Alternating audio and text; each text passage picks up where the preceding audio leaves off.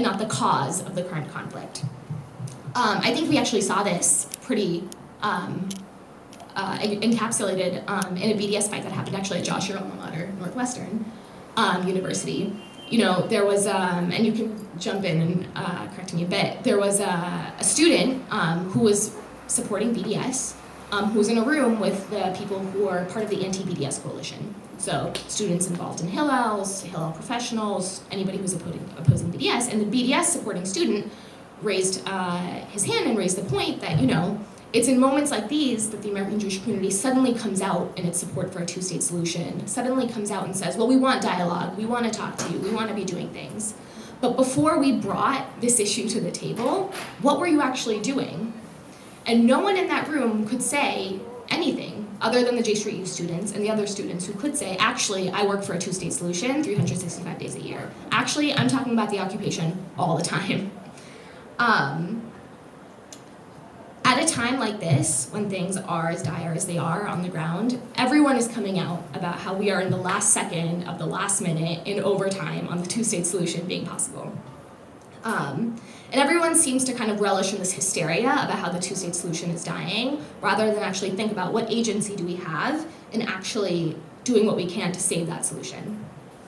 And I think the most frustrating part of this dynamic, as someone who cares about Israel and Palestine, is that the American Jewish establishment is not just acting, it's fundamentally on a different page.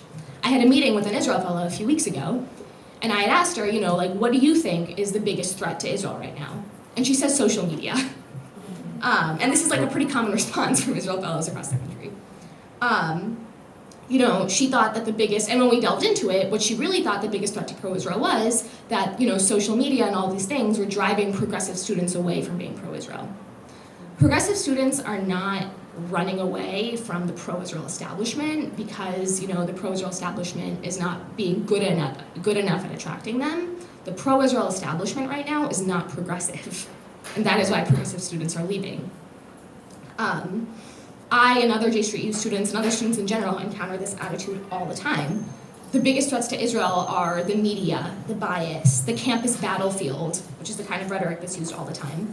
And the thing is, the polarization of the conversation, the pushing out of the progressive students, the separation between Jewish groups and other minority interest organizations, these are symptoms of the larger problem. These are not the problems in and of themselves. The biggest existential threat to Israel right now is the occupation, and the Jewish communal relationship with the occupation as well.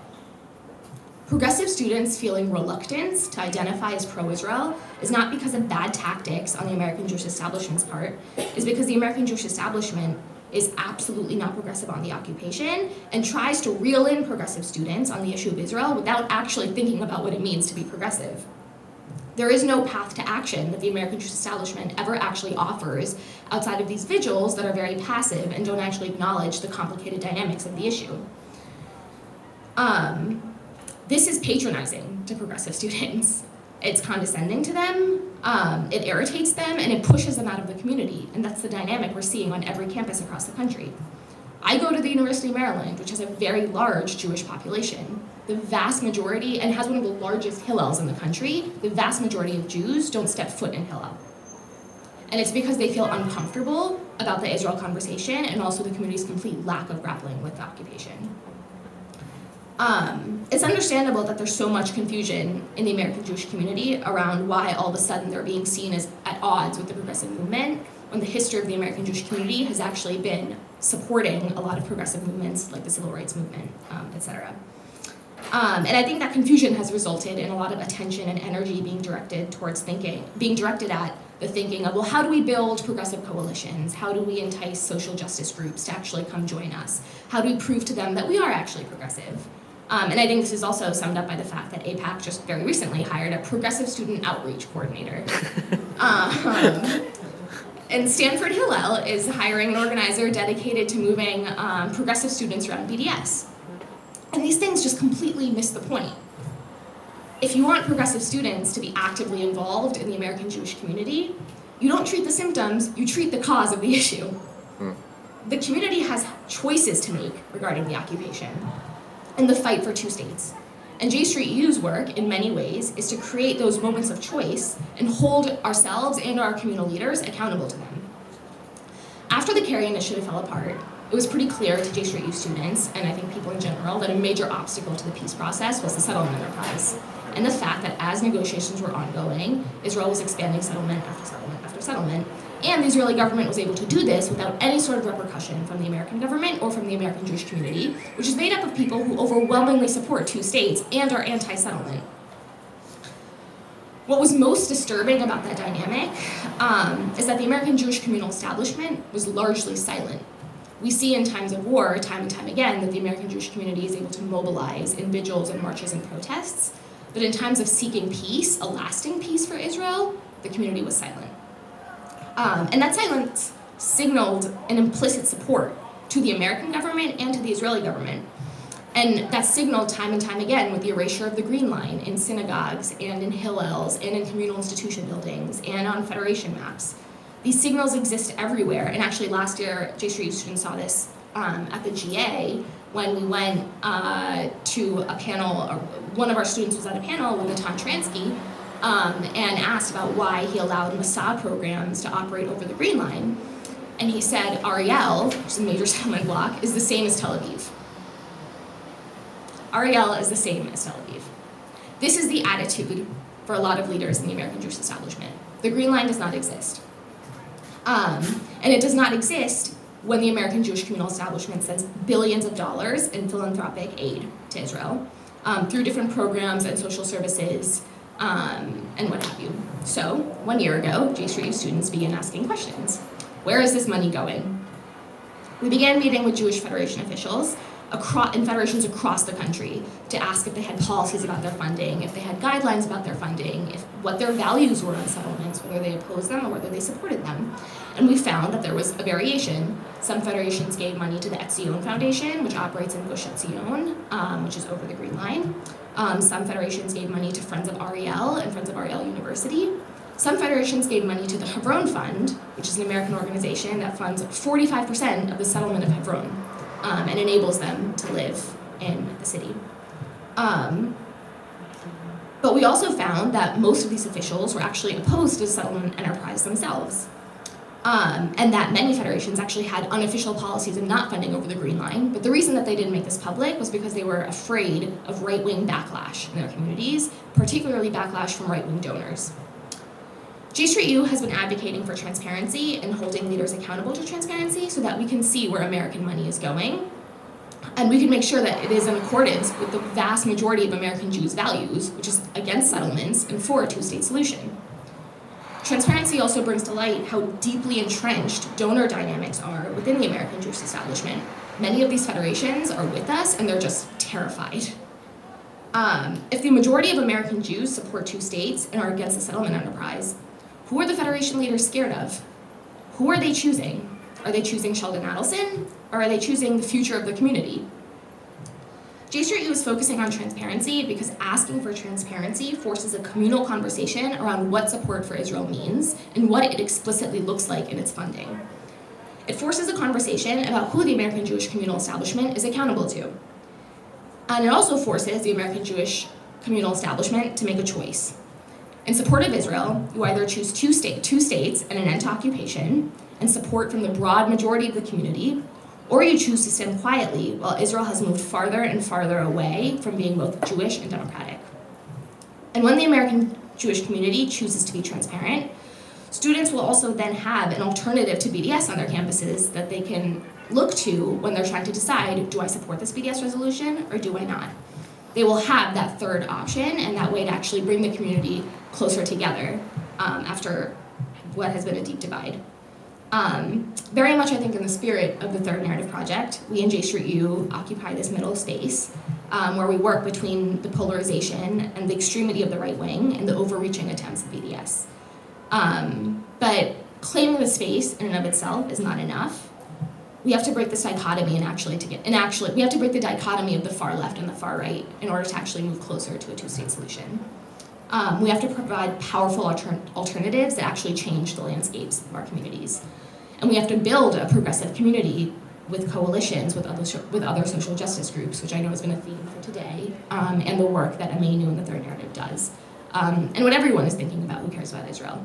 If these coalitions and these relationships cannot be built in and of themselves, they need to be around actually anti-occupation work.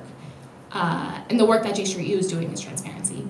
But any sort of anti-occupation work that will bring the community together is one that will actually bring to fruition the dream of a Jewish and democratic Israel and a state of Palestine. And that is why we do this, and that is why it's an honor to be here speaking to you today. So I will give it back to you.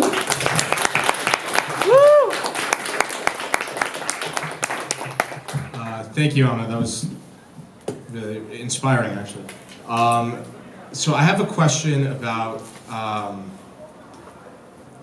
basically so J Street U is trying to is working to move the American Jewish community, but it seems to me that part of the campus discourse is actually another great place to build coalitions and to build support for the two-state solution. So what is your, I guess, your best strategy, or kind of what is J Street U doing to kind of engage both the far left and the far right on campus, and to basically sway the conversation less about polarization and more about two states? Yeah. I think that the best way to actually kind of create a middle ground or bring people from the left and the right in and kind of occupy this middle space is to actually be doing two-state work, you know? And I think that actually offering that work is something that will bring people from the left and bring people from the right and actually move the conversation in a very productive place. You know, when I first came to college, I thought about getting involved in SJP, and I went to a few SJP meetings, but I left SJP because SJP was not doing anything.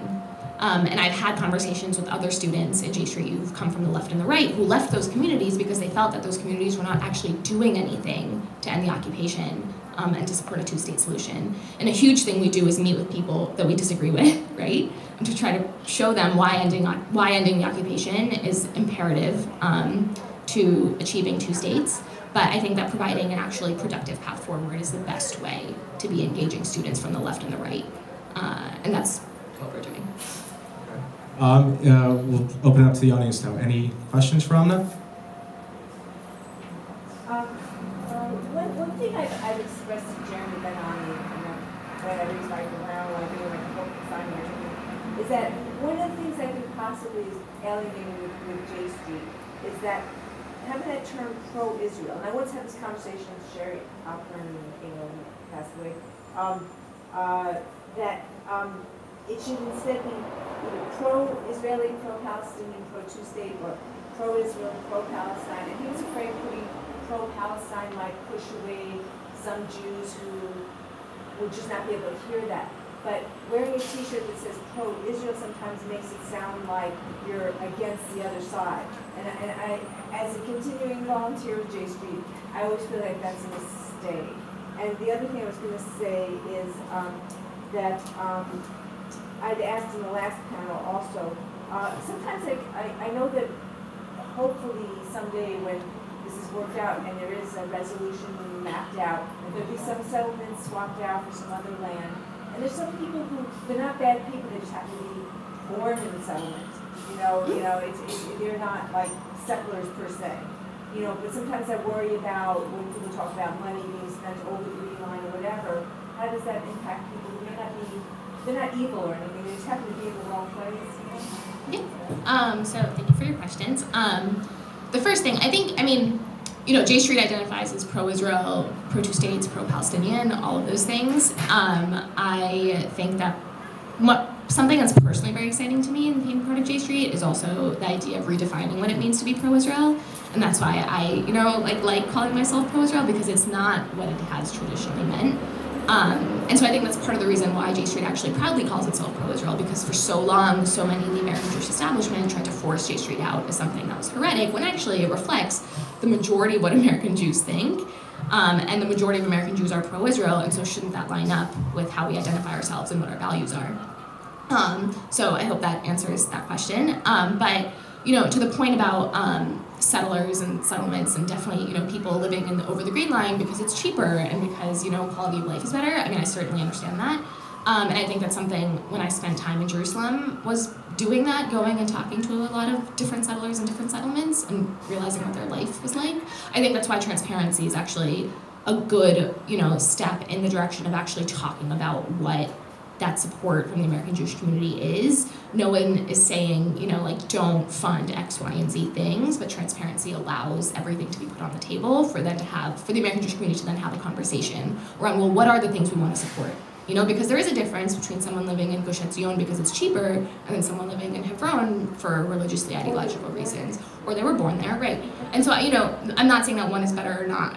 Obviously, there's, the settlements are a very complex issue, but as an organization that supports two states and supports, a Palestinian state along the 67 borders with land swaps, it's important to actually start bringing that back into the American Jewish communal consciousness. The Green Line is significant for more than one reason, and so that's why asking for transparency is actually starting that conversation again. Because, and this is also something that's not always known, but the Jewish federations for a long time had a policy of not funding over the Green Line. And then it changed during the Second Intifada. So, to provide terror relief to victims, which is something that was understandable. And so having transparency around, well, what do we want to fund and what do we not? And also just what is the situation, because that's actually something that's very unclear. If you can talk a little bit about where are we on the fight for transparency, what exactly is the ask from the leadership, and did you find any of them moving on it, or as much as you can talk about it, where are we at in that fight? Yeah, so we're in a variety of different places across the country. So that's also something that's become interesting, is that transparency looks very different in terms of where you are. The UJA here is actually very transparent in its policies and where the money goes, and it actually has quite good, detailed reports.